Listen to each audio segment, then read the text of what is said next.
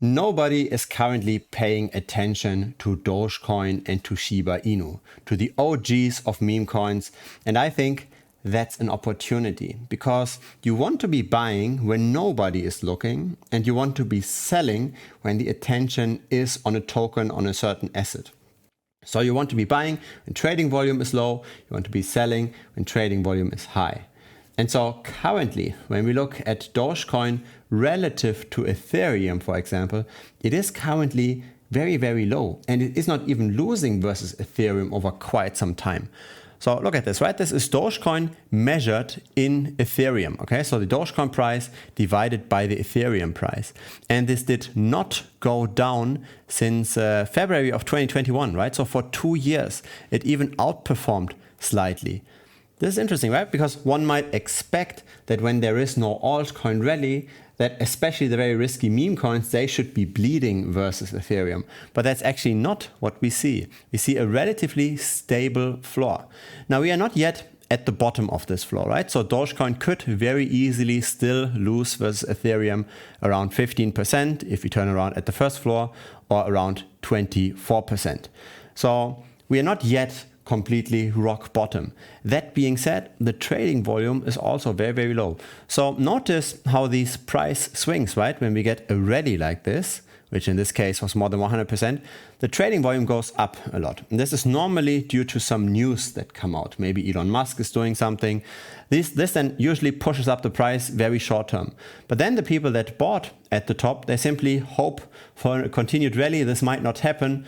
And then the bleed happens until all the sell pressure is basically gone, right? And the people are simply just holding it in their wallet.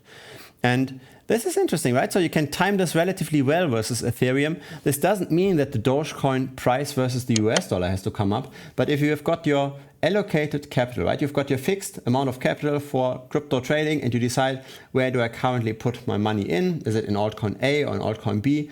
Then looking at these relative valuation charts is very useful because you want to be buying low, you want to be selling high. You want to be selling when trading volume is high, when everybody looks at it. You want to be buying when nobody is paying attention.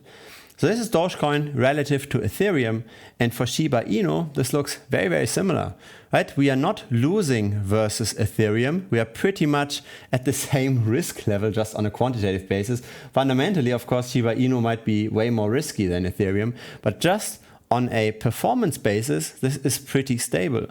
And again, very similar, we are slightly above both of those supports, but once we hit them, right, once we bleed just a little more, then we could potentially see the next rally. And these rallies, right, taking these rallies can be really worth it. So here for Dogecoin, right, let's say you buy somewhere around the middle of those two supports and you're somewhat okay to sell in the elevated levels. You easily have like an 80% performance, an 80% outperformance, just by swapping your Ethereum into Dogecoin temporarily and then going back again once the bleed happens, right? Once the attention is gone. So Dogecoin and Shiba Inu, they are not yet at the bottom, but they are getting there, right? So it's simply just a matter of tracking this. One way to look at these charts, right? If you want to look at this yourself, you simply just enter in TradingView Doge USDT, then / ETH USDT, and then you press enter. And then you get the chart, okay? So this is how you get these relative valuation charts. Now, let's look at Doge versus Shiba Inu. What actually makes sense to buy, right? What is actually over some kind of a long-term outperforming? So this is Doge relative to Shib, and it tends to, at least since October of 2021, to outperform, and it tends to be already at the lower level. Again, right, these are not US dollar valuations. So even though Dogecoin might outperform Shiba Inu, if both of them go down, you might be still losing in terms of US dollars. But still an interesting look, right? It kind of confirms that Dogecoin might be a bit less risky than Shiba Inu. It's got a higher market cap as well. And it kind of confirms that when both of those, in case both of those hit those lower levels at the same time, these lower relative valuation levels, that maybe Dogecoin has a bit more upside potential because in the relative valuation chart, it also is now very depressed. So this is in general what I think is very important with crypto trading as a whole. Don't just chase the rallies. I know for me as a YouTuber as well, right? When I make a video about a coin that's currently rallying, I get way more views because that's where the attention is, and YouTube rewards when people search for something and your video gets shown. It rewards it, it gives you more subscribers, more views, etc. But in actuality, what you gotta do when you trade is you have to do the exact opposite what everybody else is doing.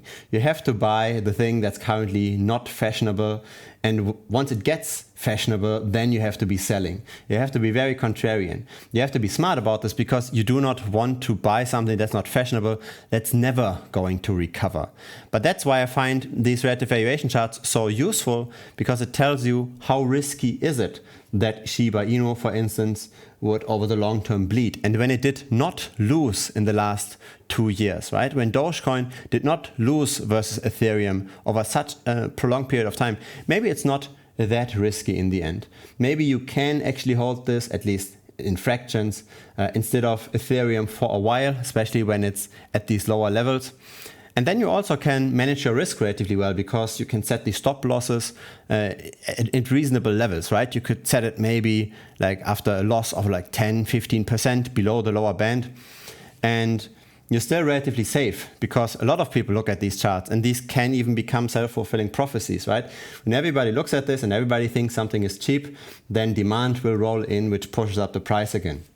So very often TA looks like it's just some random magic and has nothing behind it. But even if the mass psychology isn't captured perfectly here, some people, simply because enough people look at these charts, this might become a self-fulfilling prophecy. People buy in when it's low and they sell when it's high. And so we simply just keep trading in those ranges as we have in the past. Now, we are discussing these kind of opportunities regularly in the Telegram group and in Discord. Feel free to join there. The links are down below. Looking forward also to see you in the next video, which discusses the macro picture. So where might Bitcoin go in the next weeks? So looking forward to see you in that video over here, and of course in the two channels. Bye bye.